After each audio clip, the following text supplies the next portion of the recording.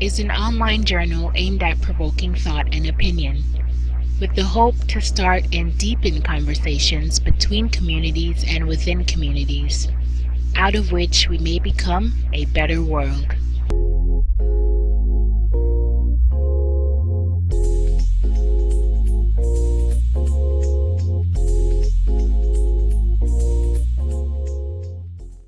You have 30 seconds to contemplate what question you're going to ask the other person, and is it acceptable you begin? Sure.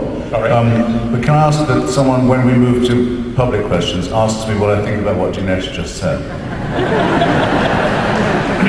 Did I forget that? Okay. Thank you.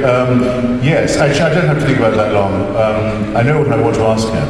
It's actually predicated on the last thing that he said. Now, please go ahead and do that first. Sorry? Take your 2 minutes and do that first. No. I'll ask him a question. I'll stick to the rules. I will. But I'll just clear my throat by saying, well, I have a reputation to live down or up to or something. The reason I'm asking you this, my dear, is the following. Because I think it's extremely dangerous that you would say that the fact that something acquires mass support and great momentum among the masses means that it must be grounded in historical fact. Because I don't see how in that case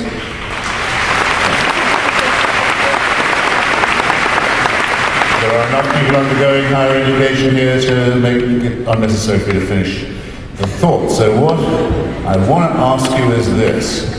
You know my view, which is not only that religion is false as a philosophical proposition and very dubious as a historical one and void as a moral and ethical one, would you rather I stayed the way I was or that I became a person of faith and declared that I believed in the return of the 12th Shia Imam?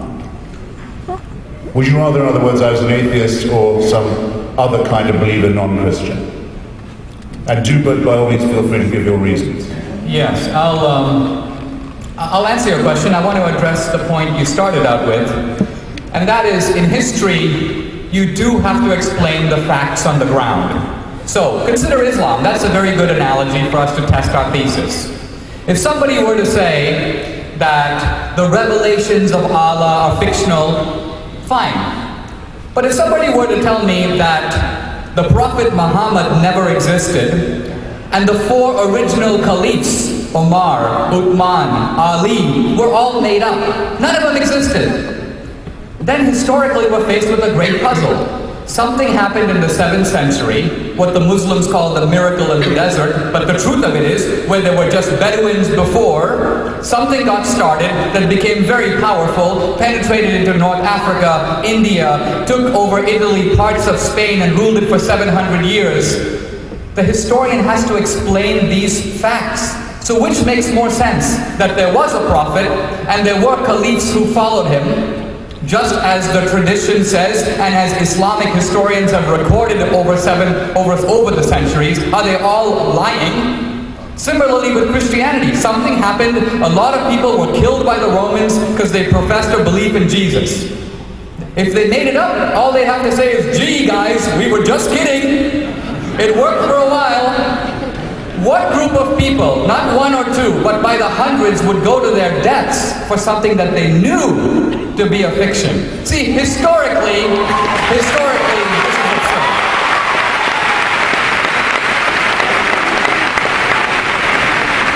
Now, to answer your question about Islam or atheism, I think and really, I must say, this is quite a choice you're giving me for your own future.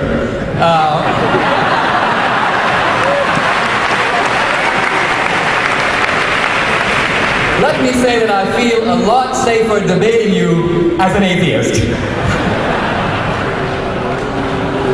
So,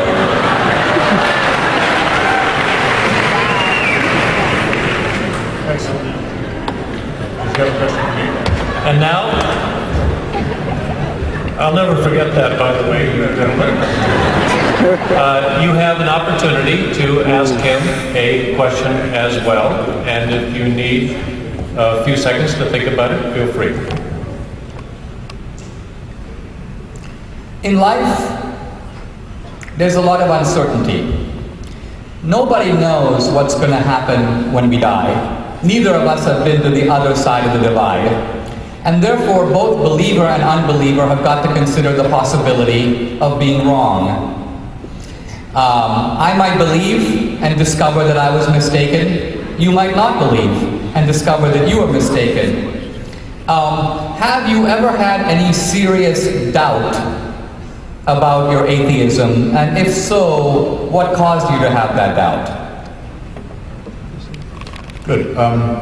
If I'm allowed a little throat clearing as you watered yourself, just on this question of faith and your stubbornness on it, that I didn't say that the people who went to their deaths as Christians were knowingly saying, I'd like to be tortured to death by the Romans for a hoax or for a fraud. I have no doubt, I have no right to doubt, that they did believe it, just as I have every reason to doubt that every religious martyr sensible face has thought that they were going to a reward.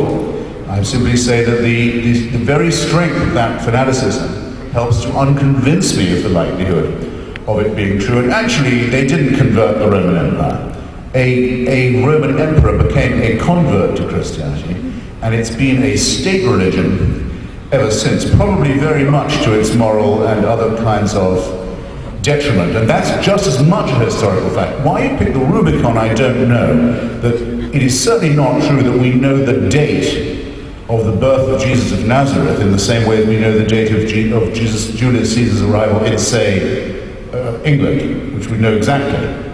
There's no agreement on any of the testaments of any of the dates that govern the supposed life of the alleged Jesus of Nazareth.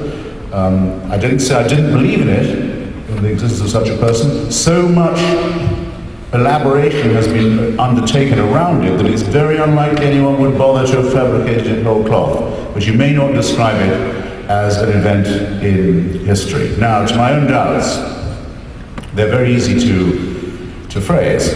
What if I was to take Blaise Pascal's wager, where he says, what have you got to lose? If it's true, you get eternal life and salvation and so on. If it's not, you're exactly the same annihilated corpse as you were going to be anyway. Well, now, I've always thought that, as well as this generally very hucksterish tone, sort of carnival barker tone of this, hey, how can you lose, man? You know, come on, take my wager. There's something, as well as that, that's not moral about it. The inducement is somewhat sick. What it says is, I worship a God who wouldn't know that this was your motive for believing in him.